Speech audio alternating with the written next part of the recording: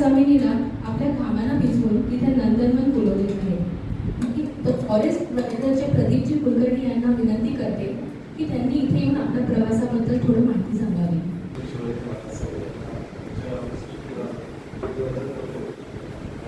सगळ्याची परवानगी असेल तर काही विचार मांडायचा. मी कोण आहे, कुठून आलोय, कसं मी आलोय, त्याच्यामध्ये फारसं मला रस असायचं काय कारण आणि त्याची आवश्यकता आहे. तर फार काही तपशिलांना सांगता एक छोटीशी गोष्ट सांगतो. आपल्या भारतीय परंपरेमध्ये एखाद्या जर धर्मज्ञान सांगायचं असेल तर त्याला गोष्टींमध्ये मुक्तात आणि मग ते सर्वांपर्यंत पोहोचते. त्यामुळे जास्त काही जड न सांगता जे शक्य तेवढं होतं. जंगल आपण बऱ्याच जण फिरलो असतो, अनेक प्रकारचे जंगल असतात. जंगल म्हटलं की आपल्या समोर असं एक गडद रान आहे ज्याच्यामध्ये भरपूर झाडं आहेत, पशु आहेत, पक्षी आहेत, एखादी छानशी नदी पण आहे. अशा एका जंगलाची आपण कल्पना करतो. आणि जंगल म्हणलं की त्याचा राजा असतो, तो हत्ती असतो. आपल्या सगळ्यांना माहिती आहे बरोबर, हत्तीच असतो, सिंह असतो. तर तशा त्या जंगलाचा एक राजा सिंह पण होता आणि सिंह अतिशय करारी होता, कर्तव्य लक्ष होता. आजूबाजूला काय चाललंय, कोण काय करतंय तुझ्याकडे त्याचं अगदी कटाक्षाने लक्ष असायचं. आता जंगलामध्ये वेगवेगळ्या प्रकारचे प्राणी असतात, जसं मनुष्य वस्तीमध्ये असतात तसे त्यांच्याकडे पण होते. पण राजा दक्ष असल्यामुळे सगळं पद्धतीमुळे होतं. पण माकडं पण होती, जशी माणसांमध्ये असतात तशी जंगलातही असतातच.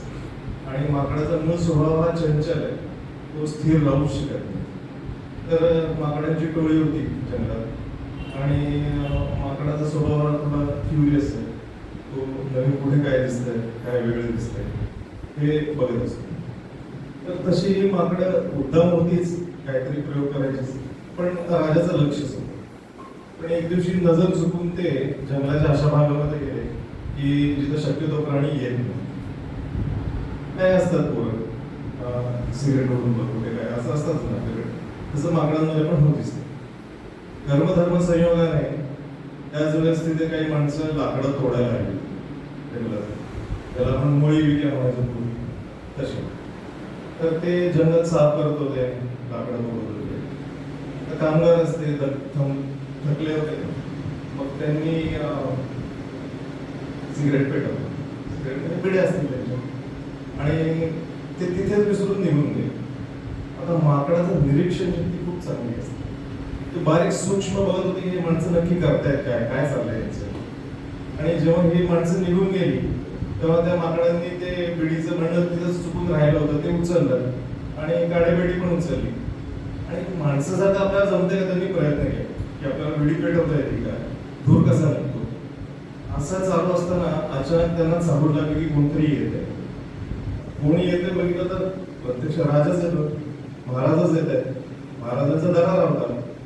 आता आजची पोरं सोडून द्या माणसं, पण माकडांमधल्या पोरांनाही जाणीव होते की मोठी माणसं समोर आली तर जरा अभिनय वाढवतो. त्यांनी त्या विड्या आणि काड्या जे पेटवलं होतं ते तसंच टाकलं आणि पळून गेले. आता त्याच वेळेस वारा सुटला, ही जी टाकलेली विडी होती तिने पेट घेतला आजूबाजूला वाढलेलं गवत होतं त्यांनी पेट घेतला. असं करत करत छोटा एक वणवा आला. आता रवीजी बसले तिथे. वणवा काय असतो तुम्हाला माहिती, अक्षय दिदी पण आहे, तिने पण बघितलं. वणवा पेटला तो वाऱ्याने सगळ्या जंगलात पसरला आणि एकदा तो पसरायला लागला तर तो हाताबाहेर जातो. तो विजवायला फार जीवाचा आघात करायला.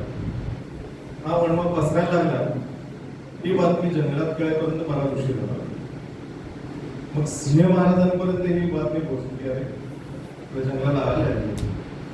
मग त्यांनी पटापट त्यांची जबाबदारी होती, प्रत्येक प्राण्याचा जीव वाचला पाहिजे. त्यांनी सगळ्यांना सांगितलं जंगलात जी नदी जाते त्या नदीच्या 5 वेळ जाऊन थांबणार. नदीच्या या बाजूला एकही जण दिसलं नाही पाहिजे. तुमच्या घरात काय जळायला जायचं काय जाऊ दे, आपण परत उभं करू, पण माझ्यासाठी तुमचा जीव महत्वाचा. कुणी मला नदीच्या ह्या बाजूला दिसता कामा नये. वणवा काय नदी पार करून पलीकडे येणार नाही, आता सगळ्यांचा जीव वाचला. अशा रीतीने सगळे प्राणी त्यांनी तिकडे काढले. वणवा पेटत राहिला. तेव्हा महाराजांच्या लक्षात असं आलं की एक चिमणी आली नाही, बाकी सगळे प्राणी दिसतात. बघा राजा कर्तव्यदक्ष कसा असावा. एक छोटी चिमणी होती ती आलेली आहे त्यांच्या लक्षात आलं. तुम्ही सगळ्यांना विचारलं ही दिसत नाही, ही कुठे आहे? आणि पण अचंबित झाले आणि आपण सगळे आपण ही कशी काय विसरतो. त्यांना एका कोणाच्या लक्षात आलं की तिकडे काय करते. ती नदीतलं पाणी चोचीत उचलायची आणि त्या आगीवरती जाऊन टाकायची. आता हे पाहिल्यावर सगळे आश्चर्यचकित झाले. सिंह महाराज भयंकर चिडले. त्यांनी बोलवलं तिला. मी सगळ्यांना सांगितलं होतं की तुमचा जीव वाचवा, नदी पार करून पलीकडे जा, तू हे काय करतेस. तिचं उत्तर जे आहे ना ते आपण सगळ्यांना लागू. म्हणाले महाराज हे जंगल आहे, ते मी जन्माला आले, इथल्या जंगलातल्या शाळेत मी गेले, इथल्या जंगलातल्या महाविद्यालयात मी शिकले, इथेच मला माझ्या रोजगाराची संधी मिळाली, मी इथेच घर बांधलंय, या जंगलाने मला सपोर्ट केलाय, याच्या जंगलाच्या आधारे मी उभी आहे. आणि ज्यावेळेस माझ्या जंगलाला आग लागली त्यावेळेस मी माझं जंगल सोडून पळून कसं होतो. उद्या इथे पोलीस पंचनामा करायला येते, ते यादी पण करते, त्यांच्या पद्धतीने ते संशोधन करते की कोण काय केले, काय झालं, आग कशामुळे लागली, काय. पंचनाम्यामध्ये लिस्ट येईल की बघ्यांची यादी कोण होती आणि हे विझवण्यासाठी प्रयत्न करण्याची यादी कोण होती. तर माझं नाव मला बघ्यांच्या यादीमध्ये नको होतं, माझं नाव मला प्रयत्न करण्याच्या यादीमध्ये. आता फॉरेस्ट लेजर्स फाउंडेशन काय करते, तर हे चिमणी जे करत होते ते करायचा प्रयत्न करतो. आपण आता तुकाराम महाराज म्हणून गेले कळवळ्याची यादी त्याला लाभवली नव्हती. इथं उपस्थित हे सगळे तेच आहे, निसर्गावर प्रेम करणारे किंवा निसर्गासाठी काम करणारे. ना स्वतःला यांना काहीच मिळणार नाही. तुमचा व्हिडिओ मी पाहिला होता ज्यावेळेस तुम्ही वडला पेटला होता आणि विसरला गेला होता. त्याचे कष्ट भयंकर आहे. म्हणजे यांना काय मिळालं, काहीच नाही मिळालं. घरीच काय मिळालं असेल ते मिळालं असेल बघा, पण ते अशी परिस्थिती आहे. तर आपण प्रयत्न करणार आपल्या आपल्यापर्यंत, जसं ताई म्हणाले प्लास्टिक होती का तुमचं भाऊ आयामात काम लागतं नुसतं प्लास्टिक नाही. तर हे आपण एकाच विचाराचे एकाच जातीचे सगळे आहोत. जातीचे या अर्थाने की समाजावरती प्रेम करतोय, आपल्याला काही परत नको आहे. मग फॉरेस्ट लेजर्स फाउंडेशन काय करताय हे पाहण्यासाठी मला माझं ओपन इन्व्हिटेशन आहे. दर रविवारी आपण तिथे असतो. 2016 पासून आजपर्यंत दिवाळीतला एखादा किंवा दुसरा रविवार आपल्यापैकी कोण नसतं. बाकी वर्षाचे सगळे रविवार आपण तिथे आहोत. वृक्षारोपण, वृक्षारोपण त्यासाठी लागणाऱ्या गोष्टी, त्याच्या अनुषंगाने येणाऱ्या बऱ्याच गोष्टी, जसं प्लास्टिकमध्ये काम करतात त्याच्याहीच नाही. पण नुसतं आपण काम करून थांबून उपयोग नाही. जसं आज आपण 1947 साली राजकीय परिस्थिती हाताळली गेली असते तर देशाचे तुकडे झाले नसते. ही सर माझ्या पिढीपर्यंत तरी आहे.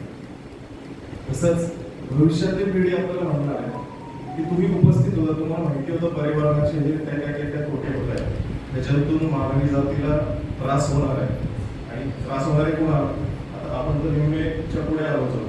God give you long life, मला त्याबद्दल म्हणायचं नाही, पण आपण निम्म्यालाच धावा काढून झालेला आहे. जे पुढचे येणारे प्लेयर्स आहेत ते आपल्याला दोष देणार की तुम्हाला माहिती होतं ही समस्या उद्भवणार आहे, त्यावेळेस तुम्ही याच्यावर का काम नाही. जसं आज आपण म्हणतो 47 साली जर तुम्ही पुढं पॉलिटिकली डिप्लोमॅटिकली ॲडमिट केलं असतं आज ही परिस्थिती नसते. ह्या प्रश्नांना आपल्याला उत्तर द्यायचं. फॉरेस्ट लेजर्स फाउंडेशन हा छोटा प्रयत्न आहे आमचा की ह्या प्रश्नाचं आमच्या परीने आम्ही उत्तर देऊ. किमान पुढच्या पिढीला आम्ही बोल्ड फेसने जरी उत्तर देऊ की आमच्या परीने आम्ही चिमणीचा वाटा उचलला. तर स्टँडिंग इन्व्हिटेशन आहे, दर रविवारी आम्ही असतोच. केव्हाही या, welcome. Happy to welcome. Thank you.